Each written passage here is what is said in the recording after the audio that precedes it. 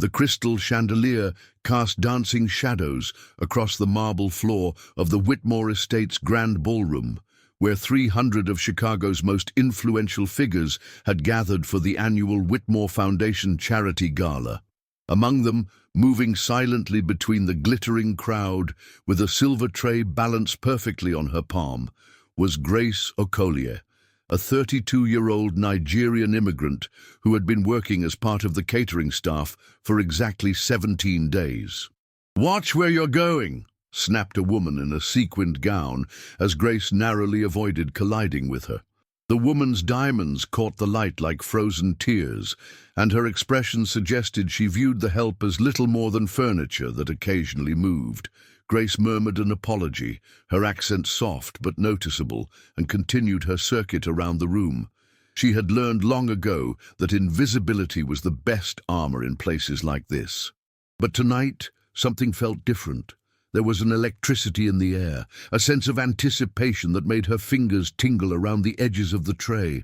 At the center of it all stood Richard Whitmore, 62 years old, silver-haired, and radiating the kind of confidence that came from never having been told no in his entire life. He was what his pastor might have called a Christmas and Easter Christian, the type who showed up for the major holidays and wrote checks to keep his name on the church's donor wall, but who had long ago decided that God was more of a business partner than a savior. "Ladies and gentlemen," Richard's voice boomed across the hall, amplified by his natural authority rather than any microphone. "Tonight, we celebrate not just charity, but excellence.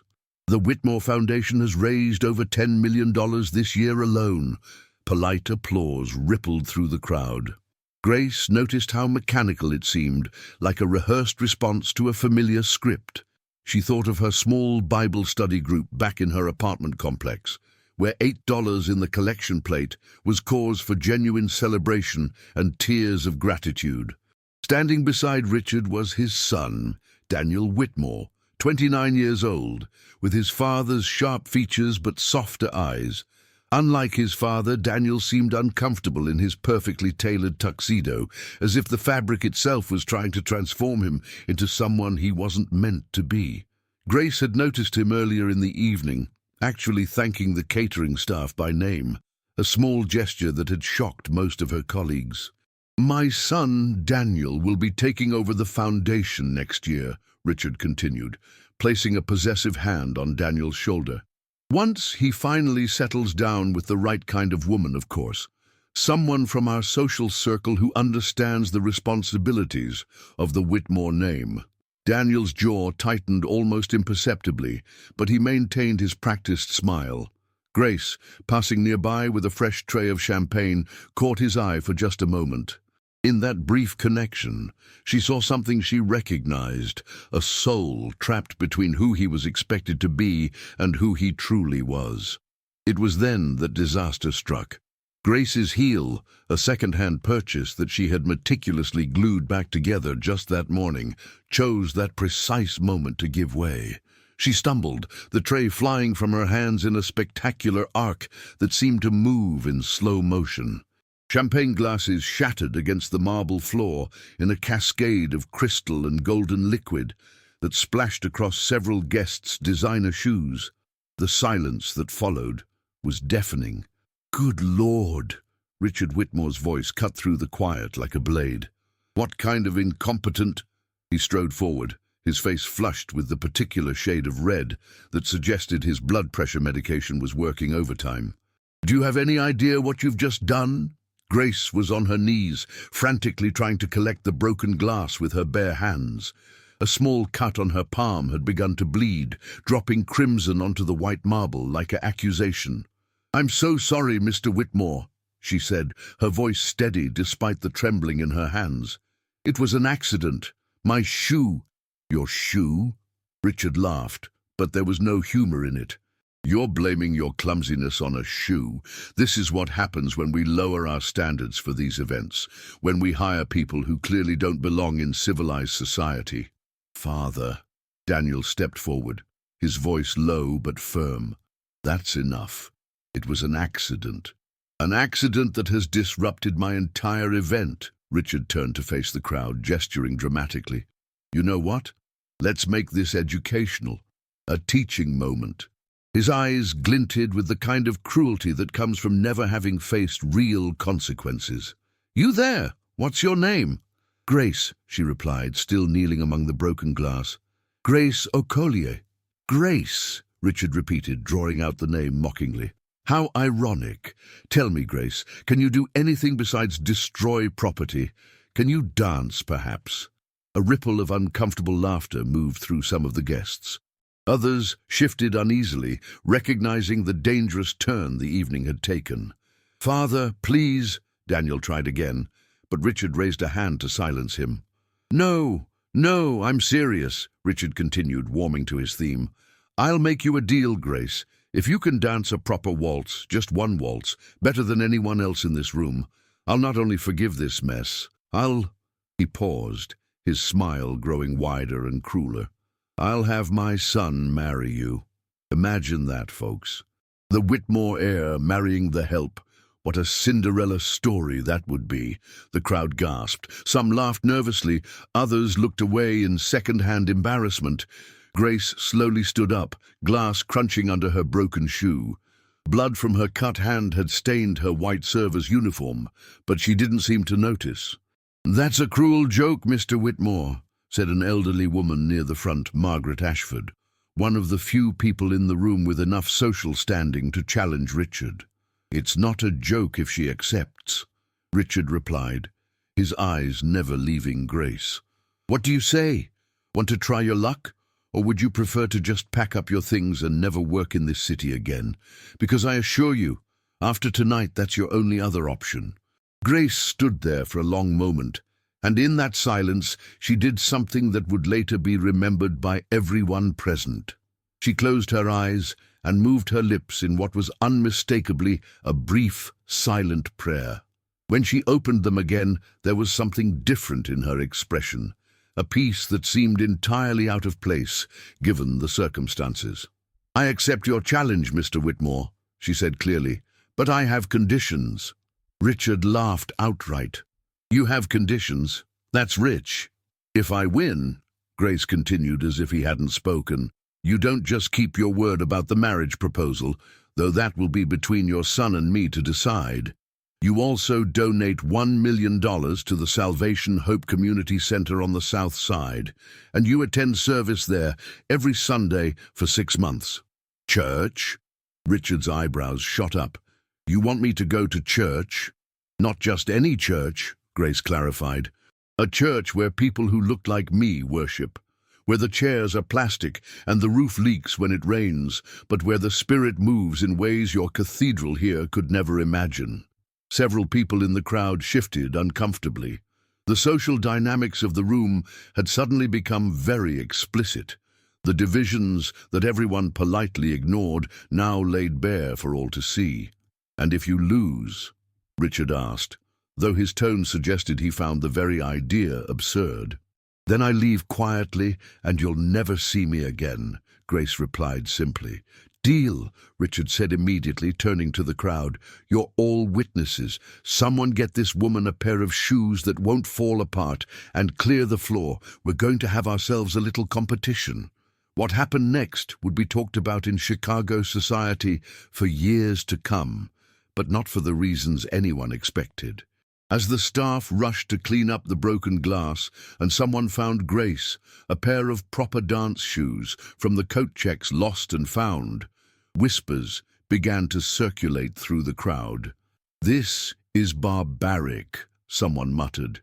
It's like something out of the antebellum South, another added, but others were watching Grace with growing curiosity. There was something about the way she moved, even in her stained uniform, that suggested more than met the eye. The way she tested the borrowed shoes, the subtle stretches she performed while everyone was distracted, the calm certainty in her movements. Daniel approached her while the floor was being cleared. You don't have to do this, he said quietly. I'll handle my father. This has gone too far. Grace looked at him, really looked at him. And for the first time that evening, she smiled. Your father thinks he's teaching me a lesson about knowing my place, she said. But sometimes, Mr. Whitmore, God uses the foolish things of the world to shame the wise. 1 Corinthians chapter 1, verse 27. Daniel blinked, surprised. You quote Scripture. I live Scripture, Grace corrected gently. There's a difference. Your father knows the words, but has forgotten the music. Perhaps tonight he'll remember. You speak as if you actually expect to win, Daniel said, not mockingly but with genuine curiosity. I speak as someone who knows that winning and losing aren't always what they appear to be, Grace replied. Sometimes the greatest victory comes through what looks like defeat. Your father is about to learn that lesson. Meanwhile, Richard had been busy organizing his side of the competition. Catherine, he called to an elegant woman in her 40s, you won the club championship 3 years running. You'll represent excellence tonight. Catherine Hartwell, sleek and polished as a Steinway piano, glided forward. She had trained at the finest dance academies in Europe and moved with the kind of precision that came from 20 years of private lessons. Really, Richard, Catherine said with a tinkling laugh, this seems rather unfair. Exactly, Richard replied with satisfaction. The orchestra, a 12-piece ensemble that had been providing background music all evening, was instructed to prepare a classic Viennese waltz. The floor was cleared, creating a circle of spectators around the gleaming marble dance floor. It looked like an arena, and in many ways it was. Catherine went first, as Richard had insisted. She moved with technical perfection, each step measured and exact, her posture ramrod straight, her arms positioned with textbook accuracy. It was a display of everything that money could buy in terms of training and refinement. The crowd applauded politely when she finished, and she curtsied with practiced grace. Beautiful, Catherine, Richard said loudly. That's what proper breeding and education look like, ladies and gentlemen. Then it was Grace's turn. She walked to the center of the floor, and for a moment she stood completely still. Several people noticed her lips moving again in what was clearly another prayer. Then she looked up, directly at Richard Whitmore, and said something that made several people gasp. This is for you, Mr. Whitmore. May your eyes be opened. The music began, the same Viennese waltz. But from the first note, it was clear that something extraordinary was happening. Grace didn't just dance, she became the music. Her movements flowed like water, each gesture connected to the next, in an unbroken stream of grace that her name had promised. But it wasn't just technical skill, though that was clearly present in abundance. It was the emotion she brought to every movement, the story she told without words. Later, those who were there would struggle to describe what they saw. It was as if she was dancing with an invisible partner, someone only she could see, and the joy on her face was so pure, so radiant, that it transformed the entire room. The chandelier lights seemed to follow her, creating a spotlight that had nothing to do with the actual lighting. Her stained uniform somehow looked like a ball gown, the blood on her hand like a rose. But the most extraordinary thing was what happened to the music itself. The orchestra, without any communication, began to play with a passion they hadn't felt in years. The violinist would later swear he felt something guiding his bow, pushing him to play beyond his normal ability. The cellist said it was like the music was playing him rather than the other way around. Grace spun and leaped with a freedom that Catherine's technical perfection could never achieve. She danced as David must have danced before the Ark of the Covenant, with complete abandonment to something greater than social propriety or cultural expectations. She danced as if she was in conversation with heaven itself. About halfway through the performance, something unprecedented happened.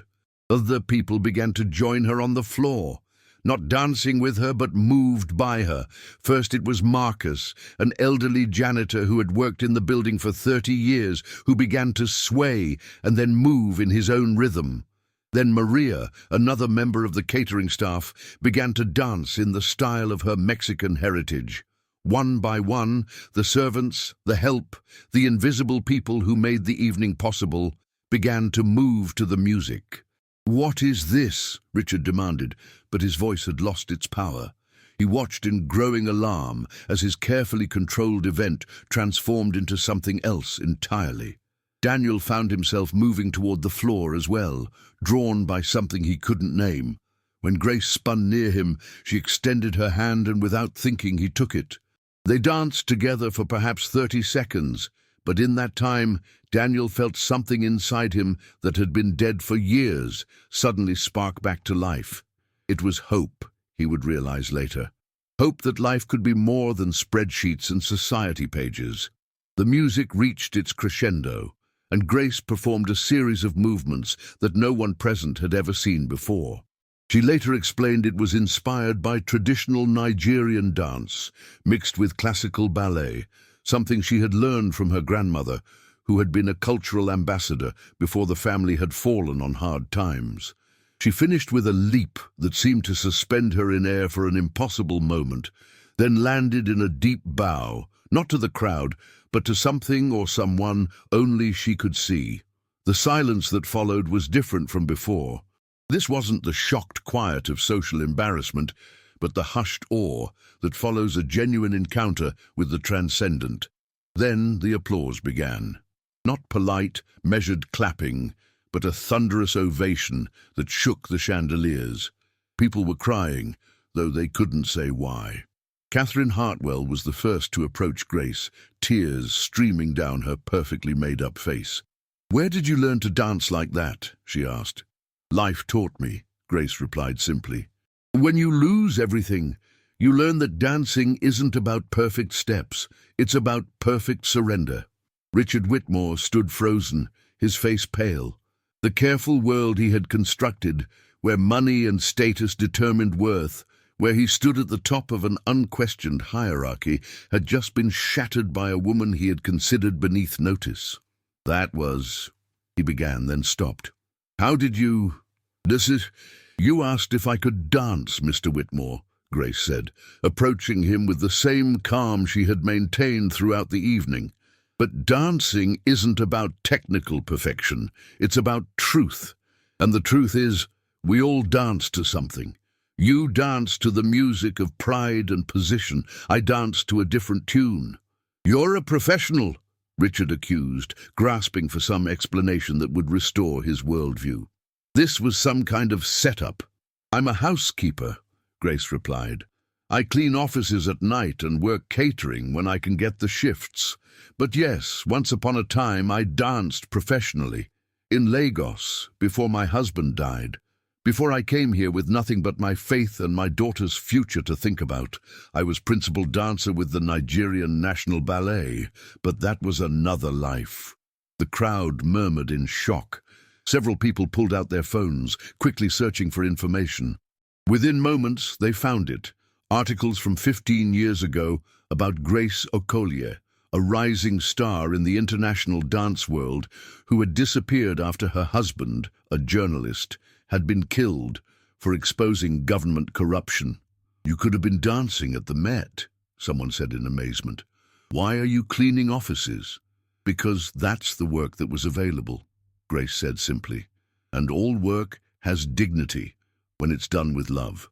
I clean toilets with the same devotion I once brought to the stage, because both are acts of service." Daniel stepped forward. "Father, I believe you have a promise to keep." Richard's face went through a series of expressions, from rage to confusion to something that might have been the beginning of shame. "You can't seriously expect—" "I expect you to be a man of your word," Grace interrupted.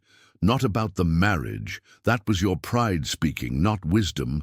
Your son is a good man, but we've just met, and marriage is a sacred covenant, not a prize to be won. But the donation to the community center and the church attendance, that I expect you to honor." "This is blackmail," Richard sputtered. "No," Grace said, and her voice carried an authority that had nothing to do with social position. "This is accountability. You made a bet in front of 300 witnesses because you thought you were safe, because you thought someone like me couldn't possibly challenge someone like you. But God has a sense of humor, Mr. Whitmore. He uses the weak to humble the strong, The poor to teach the rich, the last to show the first what it really means to lead. She turned to address the room. All of you came here tonight for charity, to write checks that make you feel good about yourselves without ever having to see where the money goes or who it helps. But charity without relationship is just a transaction. I invite all of you to come to the South Side to see how the other half lives, to worship with people who have nothing but give everything, who dance not because they've had lessons, but because joy demands movement. An elderly black man in a server's uniform stepped forward. It was Samuel, who had worked these events for 40 years. "I've served at hundreds of these galas," he said, his voice carrying despite its quietness. "I've been invisible in rooms like this my whole life, but tonight, for the first time, I felt seen, not by you," he looked at the crowd, "but by him. Through her dance, I remembered that I matter, that my story matters, that the God who sees sparrows fall has always seen me." More of the service staff began to speak up, sharing their stories, their struggles, their faith. The carefully maintained barrier between the servers and the served began to dissolve. Some of the guests looked uncomfortable, but others leaned in, listening perhaps for the first time to the voices they had trained themselves to ignore. Margaret Ashford, the elderly woman who had earlier called Richard's behavior cruel, approached Grace. "My dear," she said, "I owe you an apology." "You spoke up for me," Grace said. "You don't owe me anything." "No, I owe you more than that," Margaret insisted. "I've attended these events for 50 years, and I've been comfortable with the distance between us and them. I told myself I was a good Christian because I gave generously, but I see now that I've been giving from my excess, not my heart. Would you—" She hesitated, then continued, "Would you teach me to dance? Not the steps I already know, but the kind of dancing you do, the kind that comes from the soul." Before Grace could answer, Daniel spoke up. "I'd like to learn too. And Father," he turned to Richard, who looked like he had aged 10 years in 10 minutes, "I think it's time we both learned a different dance." Richard Whitmore, for perhaps the first time in his adult life, had no words. He stood there, watching his carefully ordered world rearrange itself, and felt something he hadn't experienced in decades: conviction. Not the legal kind he was familiar with from his business dealings, but the spiritual kind, the kind that made him realize that despite all his success, all his money, all his power, he had been failing at the only test that truly mattered. "The community center," he said finally, his voice hoarse. $1 million. And the church, he swallowed hard. 6 months of Sundays. Every Sunday, Grace emphasized. 8:30 service. "We start with prayer at 8, and you'll need to be there for that too." "Every Sunday," Richard agreed, though he looked like the words physically pained him. But Grace wasn't finished. "And one more thing. You'll serve communion. Not receive it, serve it. You'll hand the bread and cup to people you've never considered equals, and you'll say the words, 'The body of Christ, broken for you, the blood of Christ, shed for you.' And maybe, Mr. Whitmore, in serving, you'll finally understand what it means to be served by a Savior who washed feet." The room was electric with tension and possibility. Some of the guests were already making excuses to leave, uncomfortable with the turn the evening had taken, but others lingered, approaching the service staff they had ignored all evening, asking names, sharing stories, breaking down walls that had stood for generations. Daniel found Grace later as she was finally able to tend to her cut hand. "Let me help," he said, pulling out a handkerchief. "It's just a small cut," Grace protested. "Please," Daniel said. "It's the least I can do after what my father put you through." As he wrapped her hand, he said, "You could have destroyed him. With that video everyone was taking, you could have ruined his reputation completely." "And what would that accomplish?" Grace asked. "Your father doesn't need to be destroyed. He needs to be redeemed. We all do. That's the difference between justice as the world sees it and justice as God sees it. One seeks to tear down, the other seeks to restore. You really believe that? After everything he said and did? I believe that your father is a man who has been dancing to the wrong music for so long. He's forgotten there's another song, Grace said. Tonight, maybe for the first time, he heard a few notes of the real melody. Whether he chooses to keep listening, that's between him and God. And what about us? Daniel asked, then immediately blushed. I mean, the whole marriage thing. I'm sorry about that. It was cruel and inappropriate and maybe not entirely without purpose, Grace said softly. Not the way your father meant it. But God has a way of using even our worst moments for good. I'm not saying we should get married, Mr. Whitmore, but perhaps we could start with coffee after church on Sunday. I have a feeling you'll be there with your father.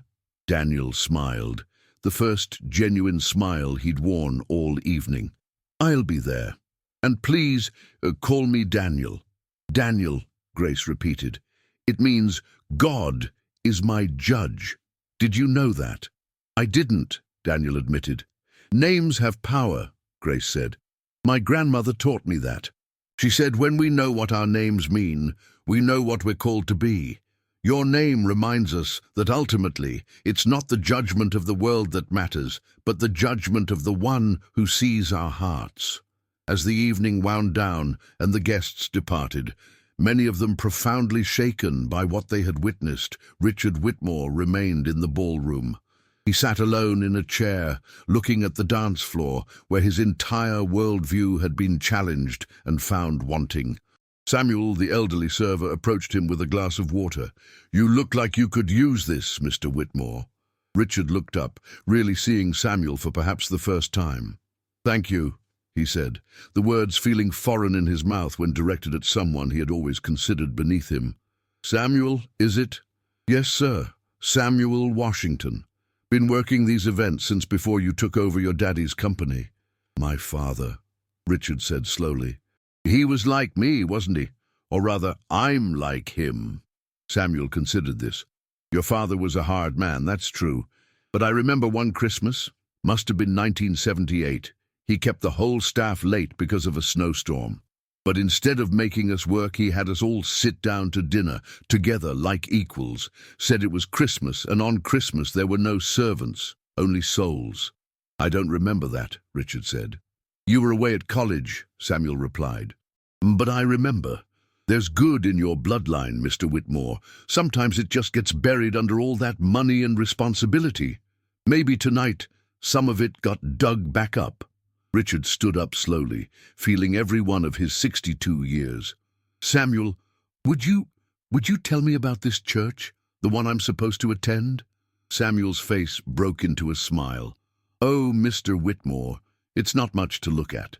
The building's old, the sound system crackles, and in summer the air conditioning can't keep up.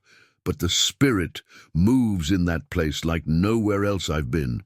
People come in broken and leave whole. They come in proud and leave humble. They come in alone and leave family. And Grace, Miss Grace joined us about a year ago. First Sunday she came, she sat in the back corner and cried through the entire service. Pastor Thompson, no relation to you, he just let her cry. Said sometimes tears are prayers when words won't come. By the third Sunday, she was in the choir. By the sixth, she was teaching the children's dance ministry. She teaches dance to kids who couldn't afford lessons otherwise. Every Saturday morning, she opens up the church basement and teaches them not just steps, but how to tell their stories through movement. Some of those kids have gone on to get scholarships, but more importantly, they've learned to value themselves in a world that often tells them they're worthless. Richard absorbed this information, feeling the weight of how much he didn't know about the world beyond his bubble. And her daughter? Faith, Samuel said with a smile, 12 years old and already dancing like her mama. But smart too, straight A's, wants to be a doctor. Says she wants to heal bodies like her mother heals spirits. Faith, Richard repeated. Grace and faith. Those aren't just names, are they? They're declarations. Now you're beginning to understand, Samuel said. The next morning, the video of Grace's dance had gone viral. But it wasn't presented as a scandal or a humiliation. Instead, it was being shared as something else entirely, a moment of transcendence in an unexpected place. The headline that gained the most traction read, "When Heaven Crashes the Party, Immigrant Woman's Dance Reminds Chicago Elite What Grace Really Means." Richard woke to find his phone flooded with messages. Some were from business associates expressing concern or confusion.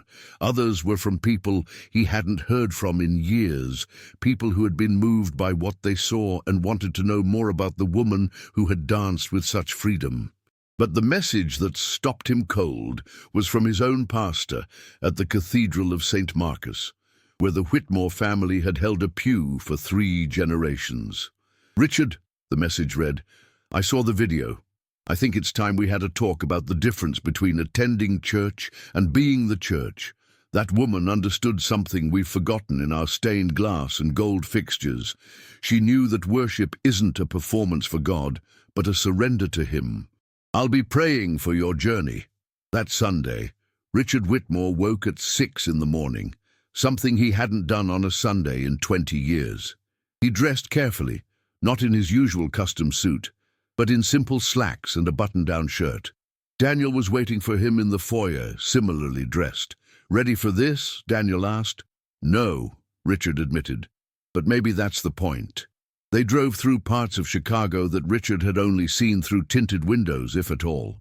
The landscape changed from manicured lawns to concrete and chain link, from boutique shops to corner stores with bars on the windows. It was like entering another country, one that had always existed parallel to his own, but invisible to him. The Salvation Hope Community Center was exactly as Samuel had described. The building looked like it had been through several wars and lost most of them. The paint was peeling, the sign was missing letters, and the parking lot was more potholes than pavement.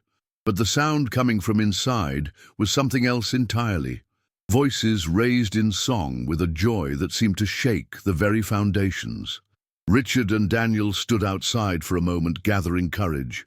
"We don't belong here," Richard said quietly. "No," agreed a familiar voice behind them. "You don't. But that's exactly why you need to be here." They turned to find Grace, dressed in a simple sundress, her daughter Faith beside her. Faith had her mother's eyes, but a confidence that suggested she had never been taught to make herself small. "Mr. Whitmore, Mr. Daniel," Faith said politely. "Mama said you might need someone to sit with you. It can be overwhelming the first time." "That's very kind," Daniel said, struck by the child's poise. As they entered the church, Richard was immediately hit by several sensations at once.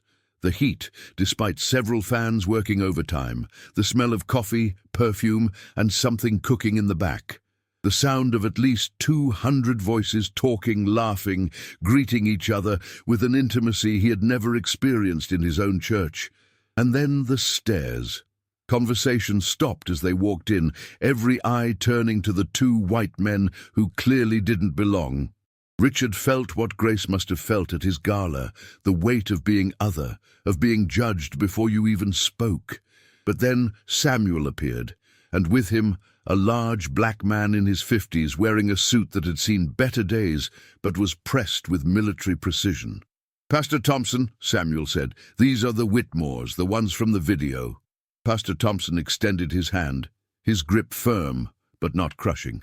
"Welcome to Salvation Hope. We're glad you're here." "Are you?" Richard asked, then immediately regretted his tone. "I'm sorry, after what happened, brother," Pastor Thompson said, and the word carried weight. "If our church turned away everyone who had failed, who had let pride rule their hearts, who had hurt others with their words or actions, these pews would be empty, starting with mine. We're not here because we're perfect. We're here because we're perfectly aware of how much we need grace." The service was unlike anything Richard had ever experienced. The music wasn't performed, it was shared. People stood when they felt moved to stand, shouted amen when something resonated, cried without shame when the Spirit touched them. The sermon wasn't a lecture, but a conversation, with Pastor Thompson frequently stopping to ask for testimony or confirmation from the congregation. The topic that morning was on the prophet Nathan confronting King David about his sin with Bathsheba. David had everything, Pastor Thompson said, pacing the small stage like a caged lion. Power, wealth, God's favor. But he used his position to take what wasn't his, to crush those beneath him. Sound familiar? Richard felt the words like physical blows. But here's the beauty of the story, Pastor Thompson continued. When Nathan said, "You are the man," David didn't deny it. He didn't make excuses. He didn't blame others. He said, "I have sinned against the Lord." And in that confession, in that brokenness, he found restoration. Not immediately, there were still consequences, but eventually, God called David a man after his own heart, not because David was perfect, but because David knew how to repent. When it came time for communion, Richard stood to serve as grace had demanded. His hand shook as he held the tray of small cups filled with grape juice. Each person who came forward looked him in the eye as he said the words grace had taught him, "The blood of Christ shed for you." An elderly woman with hands gnarled from arthritis took a cup from him and said, "Bless you, child." A young man with gang tattoos visible above his collar nodded solemnly as he took the cup. A mother with 3 children balanced on her hips somehow managed to take the cup while juggling her load, whispering, "Thank you, Jesus," as she did. Each face, each hand that took from his, broke something in Richard. By the time he had served 50 people, tears were streaming down his face. By the 100th, he could barely speak the words. Daniel, serving the bread beside him, was in a similar state. When communion ended and they returned to their seats, Grace leaned over and whispered, "Now you're beginning to understand. Service isn't about being above others. It's about being beneath them, holding them up, seeing the image of God in every face." After the service, there was a meal in the basement. Everyone had brought something, creating a potluck that could have fed twice their number. Richard and Daniel were treated not as outsiders, but as guests of honor, with plate after plate pressed into their hands. "You're too skinny," declared a woman named Bertha, piling Richard's plate with collard greens and cornbread. "Money can't buy you nutrition if you don't know how to eat." Richard, who hadn't eaten anything he hadn't ordered from a 5-star restaurant in years, found himself savoring every bite. The food was seasoned with something more than spices. It was made with love, with community, with the knowledge that sharing a meal was sharing life itself.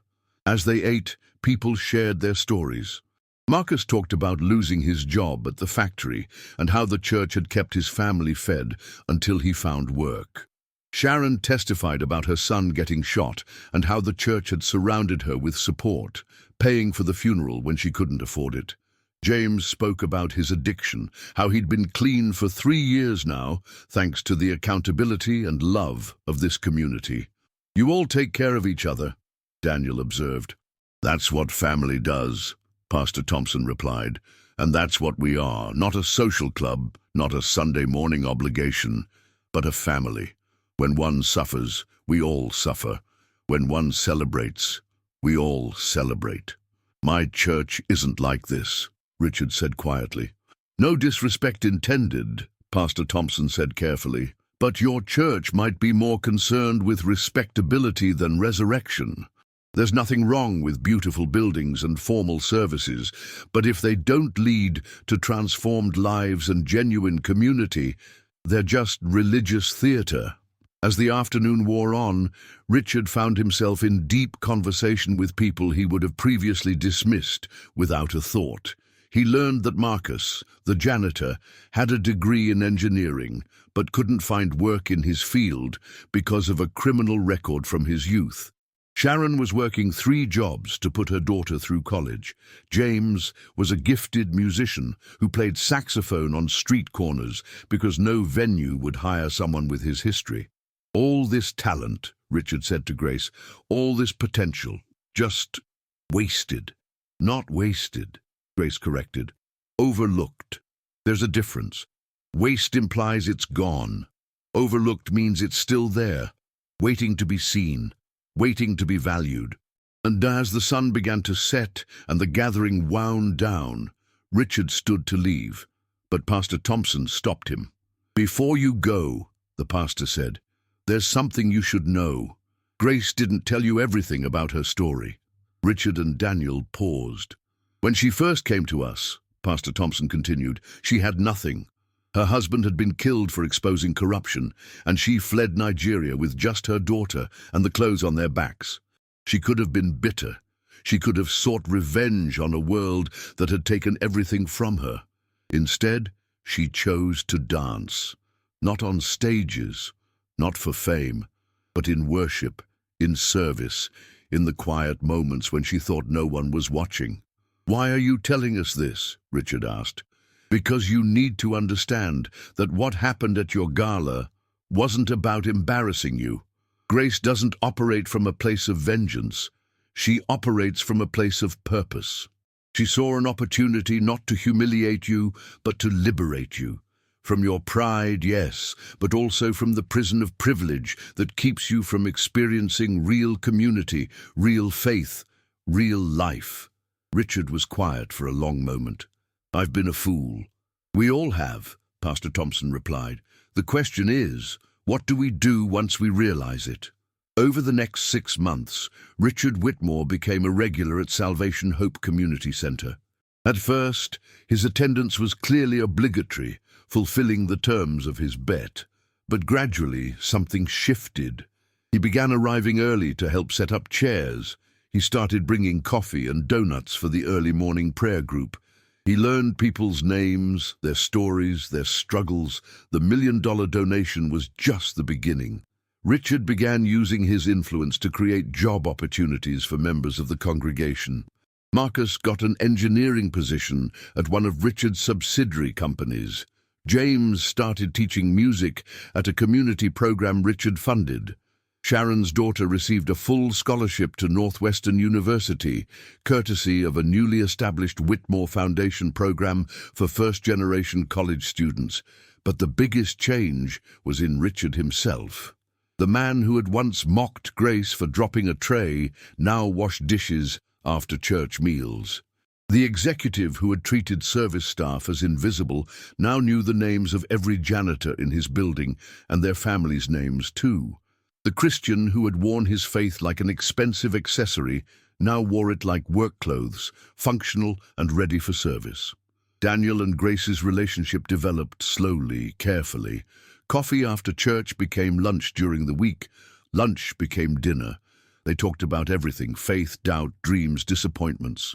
Daniel learned about Grace's life in Nigeria, about the beauty she had known and lost, about the strength it took to start over in a country that often seemed determined to remind her she didn't belong. Grace learned about Daniel's struggle to live up to his father's expectations while maintaining his own integrity, about the loneliness of wealth when it comes without purpose, about his genuine desire to use his privilege for something meaningful. "I don't want you to think I'm with you because of what your father said that night," Grace told him one evening as they walked along Lake Michigan. "That was cruel and wrong." "I know," Daniel replied. "Just like I don't want you to think I'm with you to prove something to my father or society.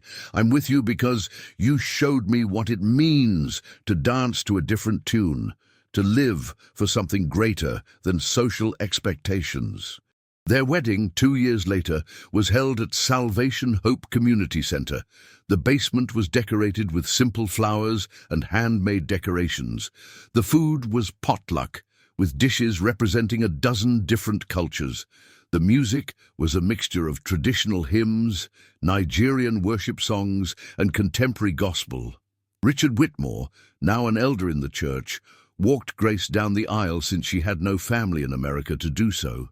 "Who gives this woman to be married?" Pastor Thompson asked. "Her church family does," Richard replied, his voice strong and clear, "with joy and blessing." The reception that followed was unlike any Whitmore event in history. There were no seating charts dividing people by social status, Children ran freely between tables. The dancing went on until midnight, with Grace teaching everyone Nigerian dance moves, while Daniel attempted to keep up, laughing at his own awkwardness.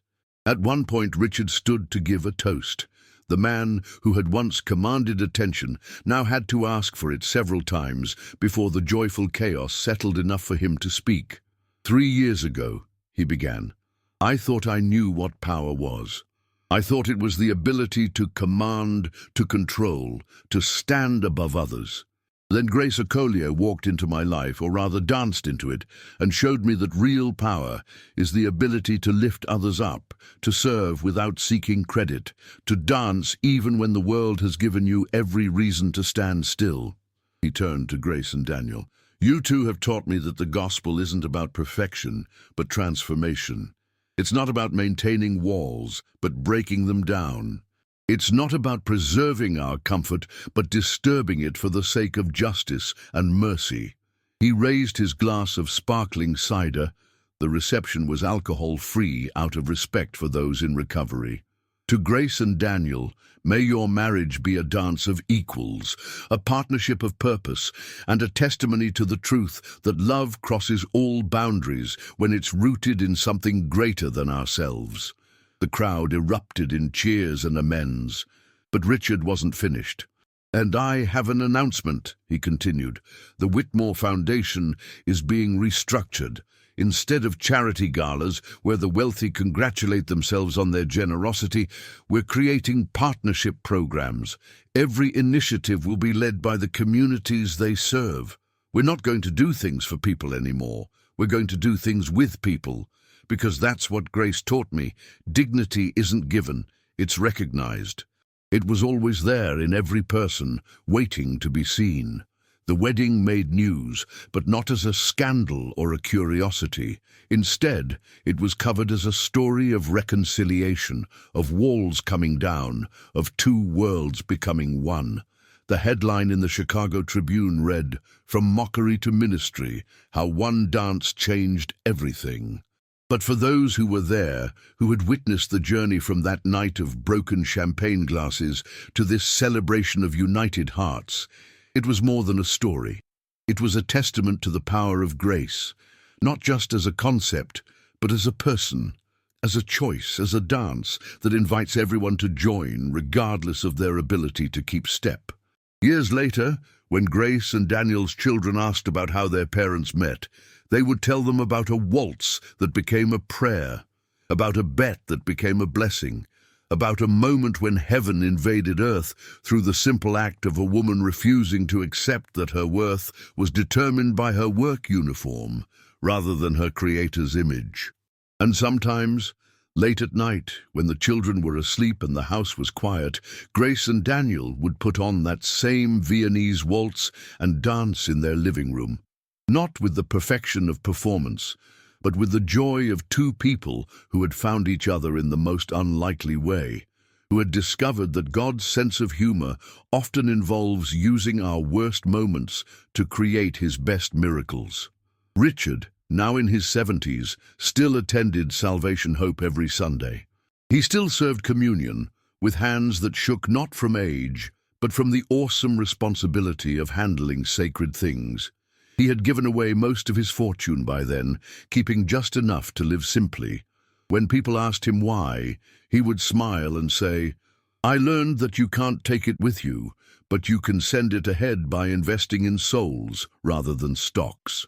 The community center had expanded to include a full arts program with Grace as its director. Children from the neighborhood learned not just dance, but music, painting, poetry, all the ways humans had discovered to express the inexpressible, to touch the eternal through temporal means. Many of those children went on to prestigious schools and successful careers, but more importantly, they went on to understand their inherent worth and dignity. Faith, Grace's daughter, did become a doctor as she had planned. But she chose to practice in the neighborhood where she grew up, turning down lucrative offers from suburban hospitals. "My mother taught me that healing isn't just about medicine," she would say. "It's about seeing people, really seeing them, and reminding them that they matter. The story could end here, with everyone transformed and redeemed, but life is messier than that. There were setbacks and struggles. Richard sometimes fell back into old patterns of pride and had to be gently corrected by his church family. Daniel struggled with the loss of old friendships with people who couldn't understand his new life. Grace dealt with the ongoing pain of losing her first husband and the challenges of raising children in two cultures. But through it all, they danced. Not the careful, measured steps of social expectation, but the wild, free movement of souls who had discovered that following the divine rhythm sometimes means looking foolish to the world. They danced in celebration and sorrow, in confidence and doubt, always returning to the truth that had brought them together, that every person bears the image of God, and that image demands not just respect, but reverence. The old ballroom, where it all began, was eventually converted into a community space, available free of charge for quinceañeras, wedding receptions, and neighborhood gatherings. A plaque by the door read, "This space is dedicated to all who dance to music the world cannot hear, who see worth where others see only work, who know that grace is not just a name, but a way of being in the world."